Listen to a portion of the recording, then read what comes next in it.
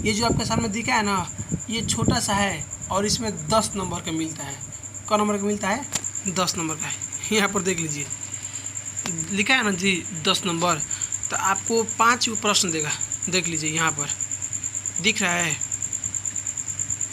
यहाँ पर 5 प्रश्न है, 5 प्रश्न है। और इस 5 प्रश्न को आप एक प्रश्न 2 नंबर का है, 5 प्रश्न बनेगा ना तो आपको 10 नंबर मिलेगा। एक कन्फर्म है आपको ऐसा आता है हिंदी में। क्लास 10th की बात करें, क्लास 10th के हिंदी में गद्यांश 10 नंबर के आता है। 100% हम लिख के कहते हैं, ठीक है ना। आता है तो आता है, आप इसको 10 नंबर पा सकते हैं। कैसे? देखिए हम आपको बहुत सारा गद्यांश कराएंगे और गद्यांश कराने का आपको तरीका सिखा देंगे। आप तर्ज देना उसको पकड़ लीजिए गद्यांश का आंसर, ठीक है ना। कुछ नहीं करना होता है, ये जो लिखा हुआ है ना यहाँ से लेके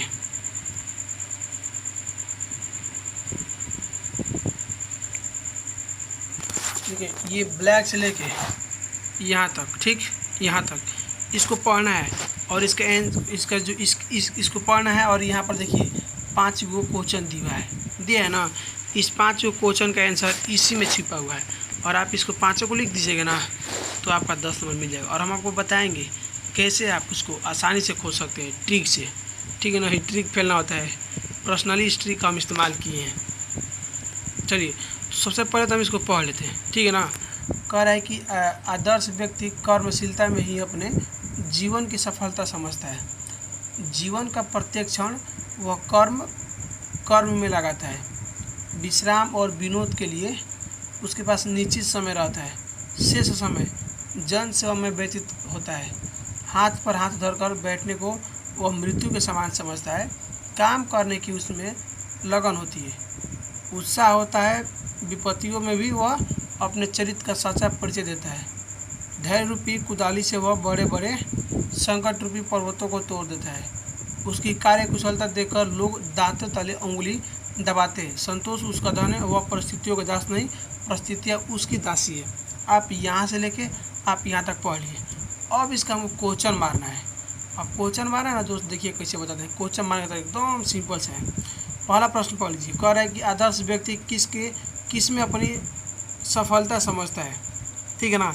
देखिए ध्यान से प्रश्न पढ़िए। कह रहा है कि आदर्श व्यक्ति किस में अपनी सफलता समझता है। तब आपको कुछ नहीं खोजना है, आप ये समझिए ना सफलता। देखिए आप इस जो ये लिखा है ना यहाँ से लेके यहाँ तक, अब इसमें आप खोजिए सफलता कहाँ लिखा है और वहीं पर आपका आंसर मिलेगा। प्रश्न कर रहा है कि आदर्श व्यक्ति किस में अपनी सफलता समझता है।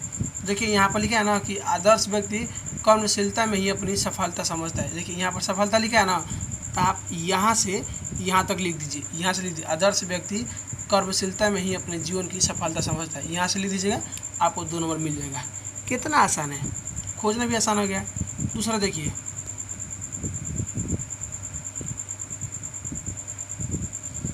दूसरा प्रश्न बोला कि आदर्श व्यक्ति का शेष समय किस कार्य में व्यतीत होता है। तो आपको क्या खोजना है, शेष समय खोजना है, ठीक है ना। तो आप इसे खोजिए, शेष समय का है, शेष समय। देखिए यहाँ पर लिखा है शेष समय, ठीक है ना।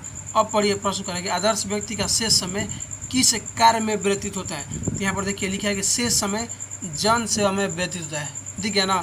तो आप लिखिएगा कि आदर्श व्यक्ति का शेष समय जन सेवा में व्यतीत होता है, 2 नंबर मिल जाएगा। ऐसे ही लिखना है। आपका क्वेश्चन में बताया था कि आंसर बाबू जाके यहाँ से खोजो। और देख लीजिए तीसरा प्रश्न बोला कि आदर्श व्यक्ति आराम से बैठना किसके समान समझता है। अब देखिए आप समझिए किसके समान समझता है। अब आप सामान खोजिए।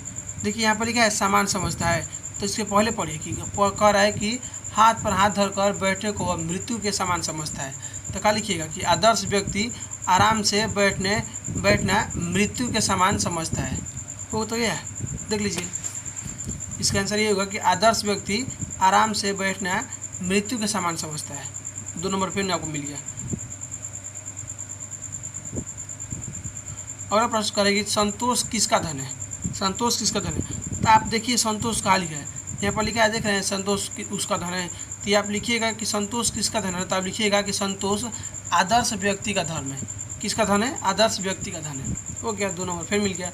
अब देखिए लास्ट प्रश्न करें, कौन परिस्थितियों का दास नहीं है। तो दोस्त अब ध्यान से देखिए, यहाँ पर लिखा है ना कि परिस्थितियों का दास नहीं है, परिस्थितियों का दास नहीं, उसकी दासी है परिस्थितियाँ। यहाँ पर देखिए करे कौन परिस्थितियों का दास नहीं है, तो कौन आदर्श व्यक्ति। आदर्श व्यक्ति परिस्थितियों का दास नहीं है, हो जाएगा। लीजिए आपका 10 नंबर मिल गया। ये प्रश्न 2022 में पूछा हुआ है, सेकेंड पाली में, क्लास 10th का, ठीक है ना। तो आप इसको ऐसे ही पढ़ के जैसे आपको ट्रिक बताएं उसके माध्यम से आप इसको पढ़िएगा ना, तो आपको तर दिन आपको 10 नंबर मिलेगा, ठीक है ना। तो आपके लिए हम जब अगला लाएंगे तो उसमें फिर इसको जोड़ देंगे, ठीक है ना। गधांश हम इसका प्लेलिस्ट इसका हम बनाते हैं, गधांश 10 नंबर, ठीक है।